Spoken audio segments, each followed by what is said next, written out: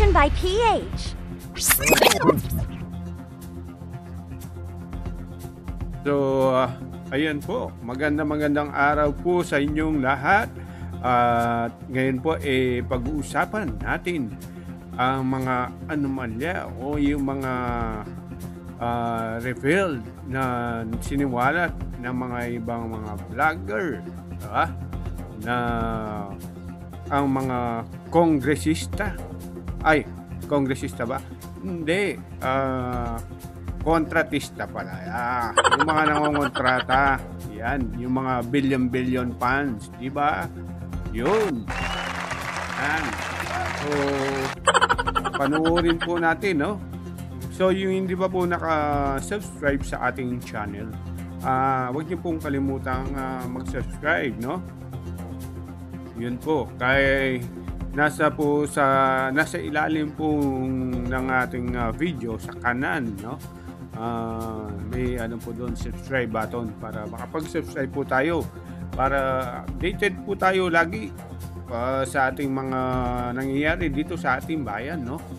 So, ayan po, panoorin natin ang mga video ni ating kaibigang si Reaction, no? TVPH. Yan. So, shout out Reaction TVPH. Ito po, no? Panoorin po natin hanggang sa dulo.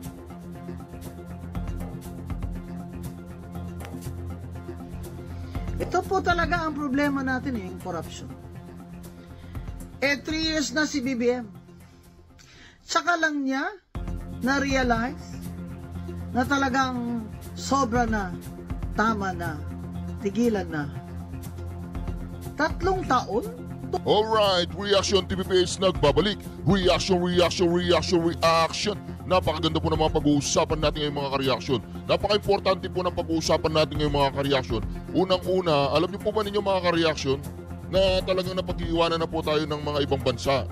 Pagdating po sa infrastruktura, pagdating po sa mga pasilidad, pagdating po sa quality ng ating buhay, kalidad ng buhay ng mga Pilipino.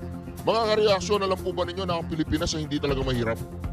Alam po ba ninyo talaga kung ang mga lingkod bayan natin o mga politiko natin ay talagang tapat at hindi po nagnanakaw? Alam po ba ninyo na kaya nating lagpasan ang mga mayayamang bansa sa ating rehiyon? Alam po ba ninyo yun? Bakit? Dahil meron po tayong resources o meron po tayong pinagkukuhanan ng yaman na hindi po kayang tapatan ni numan sa buong mundo. At ano po yun mga ka-reaksyon? Yung pong tinatawag natin tayo bilang Pilipino. Tayo po ang number 1 na produkto ng ating sariling bayan. Sa buong mundo po mga ka-reaksyon, kahit sa ang bansa, merong Pilipino. Kahit sa ang larangan, merong Pilipino. Kahit sa anong aspeto, merong Pilipino. Pagdating sa dagat, pagdating sa teknolohiya, pagdating sa pagsasaka, pagdating sa medisina, pagdating sa kung saan sa amang aspeto o anumang trabaho, meron po, nandiyan po ang Pilipino. Ayan po, patuloy po dyan ang ating mga OFW. Pag tinanggal po ninyo ang OFW sa buong mundo at pinauwi mo lahat ng mga Pilipino sa Pilipinas, ay maraming bansa po sa buong mundo ang talagang maghihirap. Maraming bansa po sa buong mundo na talagang magkukulang sila ng mga trabahante. Kaya naman mga ka-reaction, patuloy na ang buong mundo ay umuhugot ng mga Pilipino para sa kanilang bansa. Kaya mga ka-reaction dito, kaya naman ang kanilang mga sinasahod, ang kanilang mga remittance, ang kanilang mga pinapadala sa kanilang mga pamilya dito sa Pilipinas, yun po ang number 1 na bumubuhay sa ekonomiya ng Pilipinas. Kaya naman ang mga ka-reaction, ano pa ba ang hinihintay natin? Gusto nyo na bang magbago ang ating bansa? Gusto nyo na bang tayo ay makahawon sa kahirapan na walang ibang may gawa o ibang may kasalanan, kundi tayo rin mga Pilipino na nangahalal po tayo ng mga korap na mga opisyales ng ating bayan. Mga ka-reaction, hindi na po talaga ako makapaghintay na ang ating VP Sara Duterte ang maging Pangulo. Alam po ba ninyo mga ka-reaction, kung ang buong Pilipinas ay magagaya po sa Davao, ay napakaganda po ng Pilipinas. Napaka-safe. Alam po ba ninyo na wala ng mga nakasabit na mga kuryente sa Davao? Napakaganda po ng mga kalye doon. Napaka-disiplinado ng mga Davaoenyo. Bakit? Dahil meron silang isang Rodrigo Roa Duterte na naging inspirasyon, na nanguna at naglingkod sa kanila at ipinakita ni Rodrigo Roa Duterte kung anong Pilipinas, kung anong Davao na pwede at kayang makamit ng bawat Pilipino. Kung ang isang lingkod bayan ay may takot magnakaw. Kung ang isang lingkod bayan ay may tunay na pagmamahal sa kanyang bayan. Kung ang lingkod bayan ay hindi katulad ng mga Marcoses, hindi katulad ng mga Aquino, hindi katulad ng mga magnanakaw dyan sa gobyerno natin. Kayo, mga ka-reaksyon, i-analisa po ninyo ang inyong congressman. Pag-aralan po ninyo ang inyong congressman. Ang inyong congressman ba ay yumayaman? Ang inyong congressman ba ay talagang nagiging bilyonaryo? Ibig sabihin ng putang inang yan ay magnanakaw yan. Pag nakita po ninyo ang kanilang mga pangalan sa mga basketball court, sa mga building, sa mga eskwelahan, pag nakita nyo ang pangalan ng isang congressman sa mga ganyang mga infrastruktura at mga buildings o mga basketball court, ang putang inang yan, magnanakaw yan. Hindi nila trabaho yan. Kaya mga ka-reaksyon, galit na galit po ang Pangulong Duterte sa mga ganyang gawain, na kung saan mga ka-reaksyon, hindi niya pinapasulat ang kanyang pangalan sa mga proyektong kanyang ginagawa, pinapagawa at nagawa na. Mga ka-reaksyon, kaya sinasabi ko po mga ka-reaksyon, pag-aralan po ninyo ang inyong mga congressman, mayor o even kapitan. At even kapitan, pag ang kapitan ninyo ay nagsimula sa tricycle driver at yumaman yan, putangin lang yan, korap yan, palitan nyo yan. Yung inyong mayor, dapat talaga mga ka-reaksyon, magkaroon po tayo ng transparency. Magkaroon po tayo ng ahensya na kung saan ang public bidding ay gagawin nilang public, hindi tinatago. Ang public bidding ay kailangan gagawin nila kung anong dapat gawin sa isang proyekto. At public, meron na po tayong YouTube, Facebook. Pwede po nilang gawin yung public. Mapanood natin sa Facebook, mapanood natin sa YouTube. Kaya lang hindi po nila ginagawa yan. At pakinggan po ninyo mga ka-reaksyon, marami na pong nagagalit. Marami na pong magsasalita. At itong si Senador Marcoleta po, uumpisan po niya ang investigasyon na yan sa Martes. Abangan po ninyo ang Blue Ribbon Investigation Committee. Nandiyan rin po si Mayor Magalong. Nandiyan rin po yung Duterte katulad po ng yung Duterte Black po, katulad po ni na Senator Bato de la Rosa, Senator Bongo, Senator Camille Villar, Mark Villar, at marami pa pong iba, Senator Jan. Huwag nyo nang isama si Aimee, walang niya. Marcos yan. Huwag nyo nang isama yan. Salot yan. Huwag nyo nang isama. Ngayon mga ka-reaksyon, ito sasabihin ko po sa inyo, pasensya ka na, Manang Aimee Marcos ka kasi eh. Balitan mo yung apelido mo. O baka ikonsidera ka pa namin. Pero mga ka-reaksyon, balikan po natin mga ka-reaksyon na nangyayari sa ating bayan ngayon mga ka-reaksyon. Pakinggan po natin maya-maya si Mayor Magalong at pag-aralan po natin at tayo po'y reaksyonan natin. Mga ka-reaksyon, seryosong usapan po ito mga ka-reaksyon. Tingnan po ninyo mga kalsada, magandang kalsada ginigiba. Mga dike na ginagawa, mga flood control na ginagawa, gagawin ngayon magigiba. Hindi man lamang tumaas ang tubig, nagigiba na. Ito naman pong mga kontraktor na ito, itong mga kontraktor na ito, na patuloy, ikaw Bongbong Marcos, wala kang alam. Bumaba ka na dyan sa Malacanang, nandiyan si Sara Duterte, maraming alam yan. Gusto namin matapos ang iyong kontrata, 6 na taon. Pero kung wala ka namang alam, matagin mo, GSIS, nag-invest po siya ng 1 billion pesos. 1 billion pesos dyan sa gambling, online gambling, nalugi ata, hindi ko alam. Hindi raw alam yan ni Bongbong Marcos, anong ginagawa ng mga confidential fund mo? Anyway, meron pa po tayong ipapalabas, kailangan daw po ni Bongbong Marcos ng 1 billion pesos para makaikot-ikot siya sa Pilipinas. Ganyan po kakurap ang gobyerno ng Pilipinas, kaya mga ka-reaksyon, kawawa po tayo, imbes na nailalagay po sa pangmatagalang infrastruktura at pangmatagalang pakinabang ang mga pera ng bayan taon-taon, dinadala po nila sa mga ayuda, mga AKAP, AIX, mga katarantaduan po yan mga ka-reaksyon. Puro nakaw. Ito na mga politiko ito, anong gagawin niyo sa mga perang yan kung ang bayan niyo naman ay naghihirap? Nasaan ang pagmamahal niyo sa inyong bayan, mga animal kayo? Ito po, pakinggan po natin si Attorney Rowena Guanzon. Ito po talaga ang problema natin yung corruption. 3 years na si BBM. Tsaka lang niya na-realize na talagang sobra na, tama na, tigilan na. 3 taon, tulog lang ang presidente natin. Hindi niya alam na ang GSIS pala natin kung saan ang ating mga insurance ay nakasalalay dyan ay ilagay ng chairman at ng mga direktor ang 1 billion sa isang online gambling company. Hindi alam ni BBM?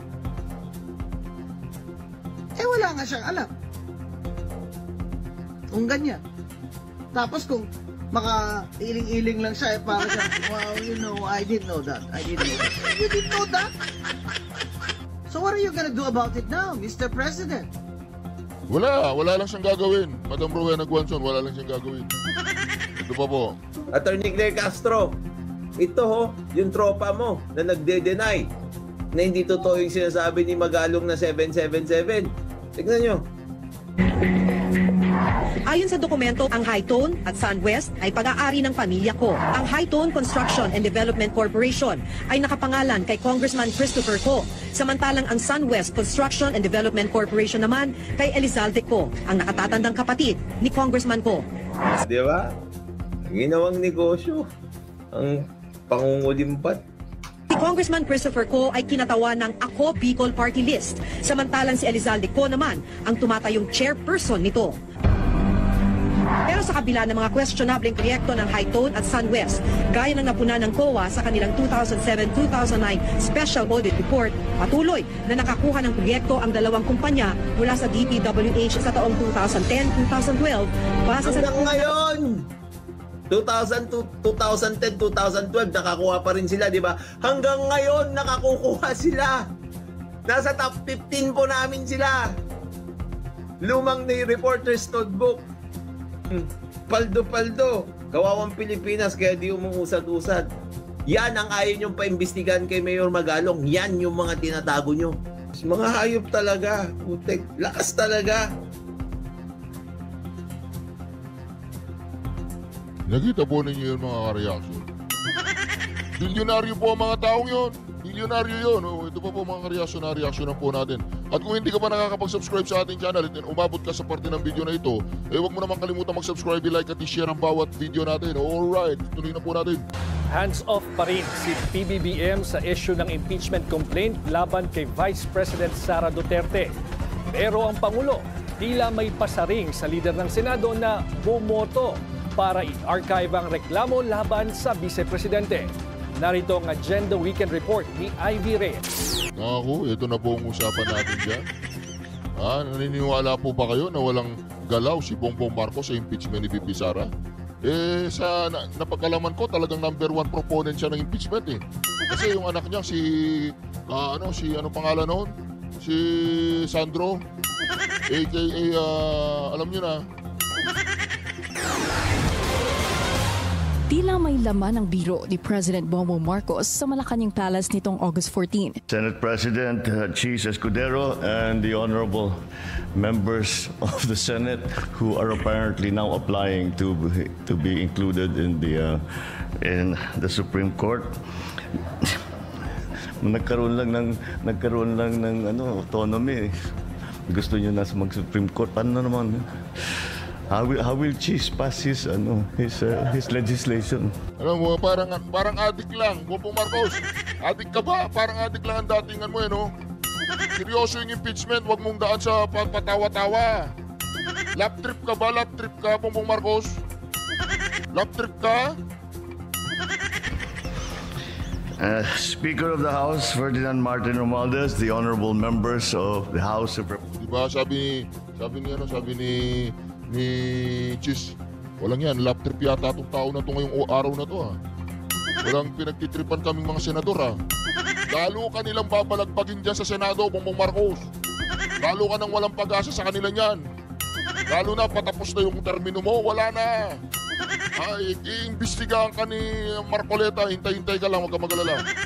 Sa kabila ng tensyon sa pagitan ng Kamara at Senado, nananatiling hands-off ang Pangulo sa usapin ng impeachment. Pero pagdating sa maanumalyang budget insertions, kung saan nadadawit ang pangalan ni SP Cheese, ang ultimatum ng Pangulo, walang sisinuhin kahit pa kaalyado. Matatanda ang 19 miyembro ng supermajority sa Senado na naghalal muli kay Escudero bilang SP at nag-archive ng impeachment articles laban kay Vice President Sara Duterte. May isa pang awkward moment between the Senate President and the House Speaker during the President's presentation of the signed Government Optimization Act. Pero, unlike yesterday's remarks, sabi ni political analyst Dennis Coronacion, mukhang magkaibigan sila dyan, parang wala silang issue regarding the impeachment.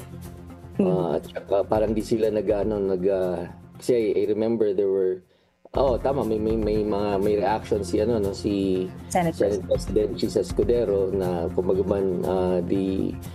the other chamber is out to demolish his reputation. Dagdag pa ni Coronacion, ang paksyon sa Senado at Kamara ay malinaw na indikasyon na walang kontrol ang Pangulo sa kanyang mga leader.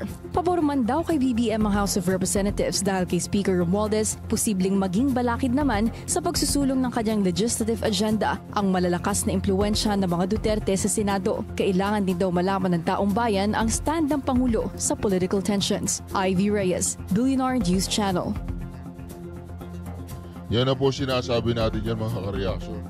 Itong administrasyong ito, akala po siguro mga kareaksyon kaya niyang utu-utuin lahat po ng mga opisyalis ng gobyerno. Maalala po ninyo mga kareaksyon, itong si Director Santiago ng NBI nag-resign na, irrevocable. Hindi pwedeng pigilan mga kareaksyon. Bakit? Siguro hindi na masikmura ni Director Santiago nangyayari po sa ating gobyerno. Ako, apektado kami. I'm pretty sure ganun din ang sentiment ni Senator Lacson na parang kami pang kaaway. Kami nga nagsasalita ng totoo, parang kami naman ang kaaway. Ano ba yan, Yusek Claire?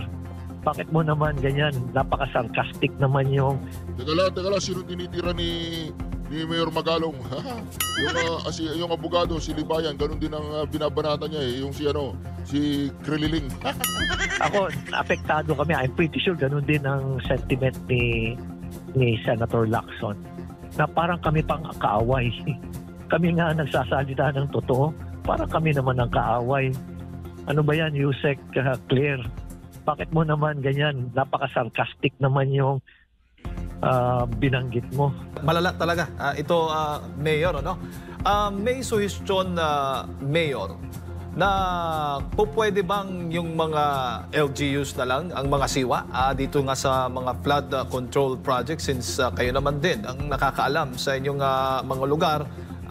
Kayo ho ba ay sumasang-ayon doon o ano bang masasabi po ninyo doon sa panungkalan na yan?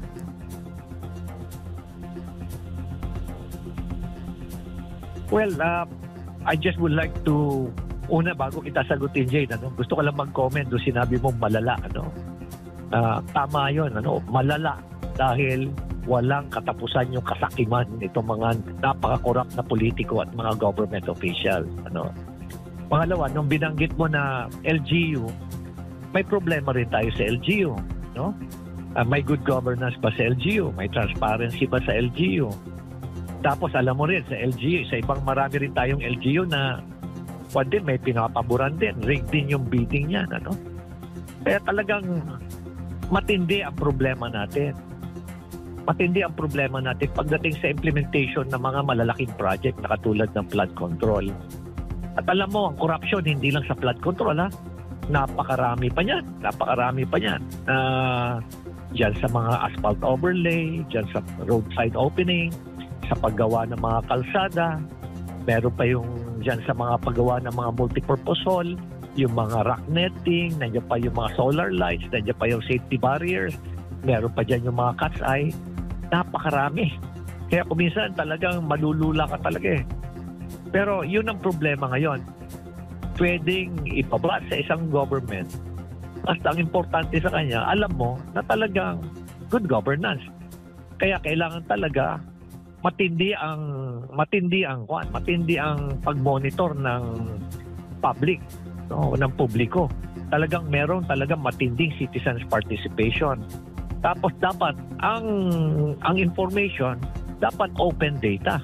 Nakikita talaga ano yung presyo ng... Kaya kami sa Baguio ngayon, we're now working with a NGO, international NGO, para magkaroon kami ng isang digital application na gagamitin namin para na monitor lahat ng project sa syudad ng Baguio. Nakikita rin nila lahat kung ano yung progreso, magkano yung amount, sino yung nag-implement, so that there will be feedback from the community.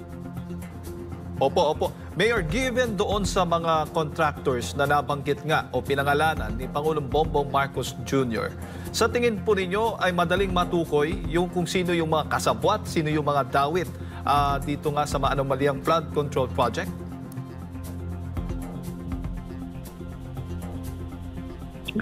Alam mo, kilala ko yung iba dyan, familiar ako sa iba dyan Alam mo, ipatawag lang ni Presidente yan, kausapin niya na masinsinan, explain nila, yung binanggit ko na mga porsyento, babanggitin nila kay Presidente yon. Ang problema is, mag-execute pa sila ng affidavit. Siyempre, natatakot din yung mga yan. Paano kung patayin yung mga yan? Ha? So, yun ang challenge. No? Pero ako magsasalita yung mga yan. Lalo na kung maiipit na sila, ang sasabihin nila, Jade, Mr. President, bakit ho pinag-iinitan nyo kaming kontraktor? Kami naman hahanap buhay lang. Ano? Kami po'y nagbabayad ng maayos sa taxes namin. Sasabihin nila yon, ano? Tapos gagawin ho namin yung project. Ang problema naman sa sobrang laki na ng hinihingi ng mga politiko at yung mga implementing agency, napipilitan kami mag-substandard. Ganun na sasabihin nila kay Presidente. Kaya wag lang kami ang pag-initan nyo. Pag-initan nyo po yung mga politiko, pag-initan nyo rin po yung mga tiwaling opisyal dyan sa DPWH.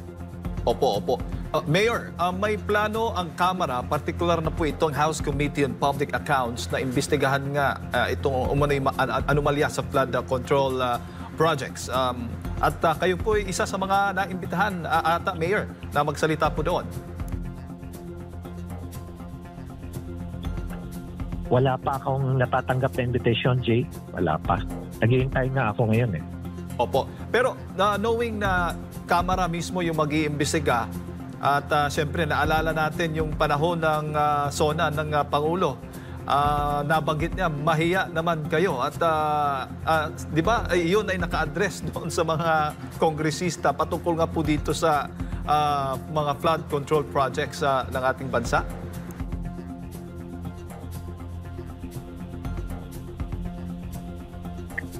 Well, you said it, You said it, Jade, no?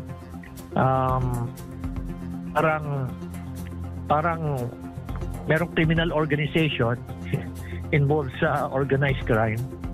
Tapos nagkakabistuhan na nalaman na-identified na, what sasabihin mo doon sa criminal organization? You investigate yourself. So, ano yung moral ascendancy mo? Ano yung credibility mo? In terms of reliability, hindi ko nalalam. Questionable lahat yan.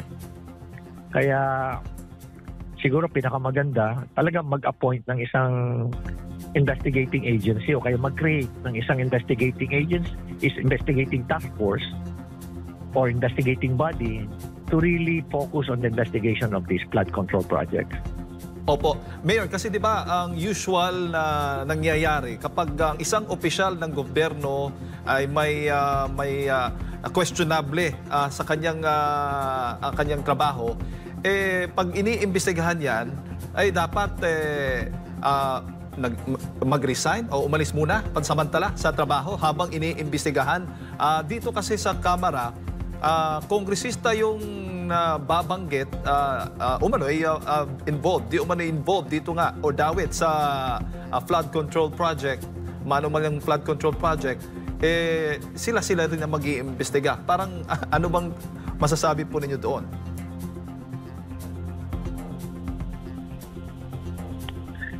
Tama ka, Jade, ano? Delikadesa. Sa ibang bansa, magre-resign sila dahil sila subject to sila, they are being implicated sa isang kaso, ano? Especially corruption issue, ano?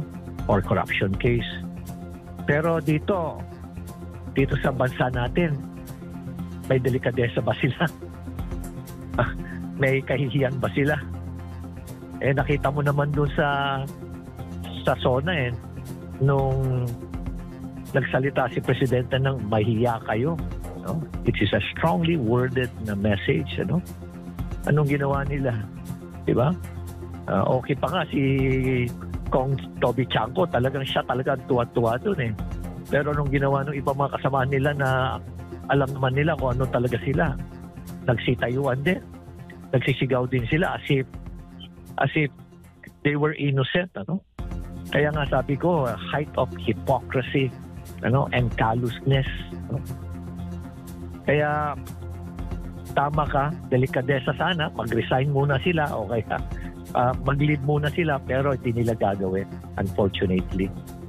Po, Mayor, bago ko lang ipasa kay partner Admar, ang Senado at Kamara ngayon ay nagtuturuan kung sino bang dawit o dito nga sa mga contractors na nakatanggap po ng mga pondo para po dito sa flood control project. Ito ngang si Senate President Cheese Escudero ay isa nga sa mga nasampulan dyan sa Senado na...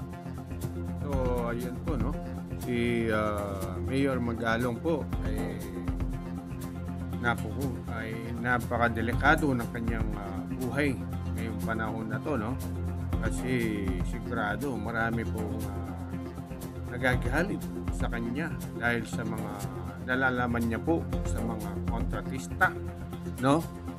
Yan. At ang nangyayari din po pala ang bangayan ng Senado at ang mababang kapulungan, no? Na sila mismo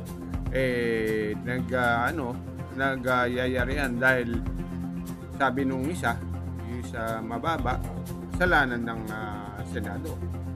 Hindi naman po pwede yun kasi sila lang po nakapirma sa mga budget na yun. So tuloy po natin, no? Kailangan na lang nating sakyan yan. Kailangan na lang natin kasi pag hindi natin sinakyan yan, baka maraming magalit sa atin. Halimbawa, isa kang opisyalis ng gobyerno, sinabihan ka, katulad ni Mayor Magalong, nilapitan daw siya, bibigyan siya ng 10% doon sa 390 million na project na pinahinto niya, na magkakaroon po siya ng 39 million komisyon. Mga kareaksyon, malaki po yun 39 million, pero hindi po niya tinanggap. Pero dito, ang usapin po dito mga kareaksyon, ilang pong Benjamin Magalong ang meron sa Pilipinas? Ilang Rodrigo Roa Duterte na meron sa Pilipinas? Ilan po ang mga yan na alam po ninyo pag lahat po ng mga mayor ganyan? Lahat po ng mga congressman ganyan? Lahat po ng mga lingkod bayan natin ganyan? Matatakot na po ang mga kontraktor na lokohin tayong mga mamamayan. Natatakot na po mga kontraktor na lokohin tayo. Ngayon, ano mangyayari ngayon? Kinuha ng congressman ng 25%. Ibinigay ang 10% sa mayor. Ilan pa pong percent? Ilan na lang natitira? 65%? O di ba? O marami pa nga niyan, chop, mga captain, mga ganun. O magkano na lang ang matitira dyan sa flood control na yan? 30%? Out of 100%? Ano pong mangyayari ngayon sa ating bayan? Sino pong yayaman dyan? Yayaman ang mga politiko at mga kontraktor, mga kareaksyon. Kaya naman mga kareaksyon, hindi lang naman dyan nagsisimula ang tinatawag nating delikadesa, ang tinatawag po nating takot na magnakaw. Siguro mga kareaksyon, nagsisimula po yan sa loob ng bahay. Nagsisimula po yan sa pagpapalagi. Paano? Meron ngang awitin nun laki sa nakaw, bongbong. Di ba mga kareaksyon? Kapag laki sa nakaw ang ating mga politiko, ano pong ibig ko sabihin dito mga kareaksyon? Halimbawa, si Mayor, natapos ng termine niya, pinalaki niya yung anak niya sa nakaw. Alam na ngayon ng anak niya paano magnakaw, paano mangulimbat. Tuloy-tuloy lang po yan mga kareaksyon, di ba, Bongbong Marcos? Di Diba? Pero pag ang isang anak ay hindi laki sa nakaw yan, katulad ng mga Duterte, ay hindi sila sanay sa ganyan. Allergy sila sa ganyan, sa mga pagdanakaw. Kaya naman mga ka-reaction, hindi pa ba kayo naiinip? Hindi pa ba tayo naiinip? Makakapaghintay pa tayo hanggang 2028 sa ganitong sistema? Diba? Anong gagawin natin? Diba? Sabi nga ni Bongbong Marcos, anong gagawin natin? Tamang-tama po sinabi ni Bongbong Marcos, anong gagawin natin? Diba? Kaya naman dito mga ka-reaction, magtutuloy-tuloy lang po ang kahirapan ng bawat Pilipino sa kamay ng mga magnanakaw, sa kamay ng mga tiwali, at sa kamay ng mga walang tunay na pagmamahal sa ating bayan. Kung patuloy po sila ang mamumuno at mangunguna sa atin, nakakatakot po ang mga darating na panahon ng ating mga anak ay nararanasan pa rin nila na parang nasa unang panahon pa rin ng Pilipinas. Sa kabila ng 2025 na tayo, ang ibang bayan, ang ibang bansa ay wala na pong driver ang kanilang mga taxi, wala nang driver ang kanilang mga bus, at napaka-modern na po ng kanilang pamumuhay. Habang ang Pilipino, mga ka-reaction, marami pa po mga Pilipino ang namumuhay na gamit po ang lampara dahil wala pa po mga elektrisidad sa kanilang lugar. Hindi makakain ng karne dahil napakamahal, 500 pesos ang kilo ng baboy. Magkano ang kanilang sahod? Araw-araw 550. Nandun na yung ilaw, tubig, pagkain ng mga anak, diaper sa 550. Paano po makakaraos tayo niyan? Kung halimbawa natapos ang trabaho mo ng alas 5, makakarating ka ng bahay alas 10. Bakit? Dahil sa traffic. Bakit? Kinurap ang pera imbes na makapagpagawa ng maluluwang na daan, may mga overpass.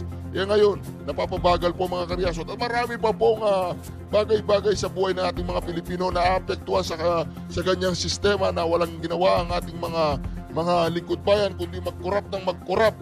Diba? So ayan po, at napanood natin ng ating partner na si Reaction, no? So ano pong masasabi nyo? Kayo na pong bahala mag-comment sa ating munting channel. So maraming salamat po sa inyong pagsubaybay sa ating munting channel, at maraming salamat sa mga nag-subscribe. Ayan. God bless po.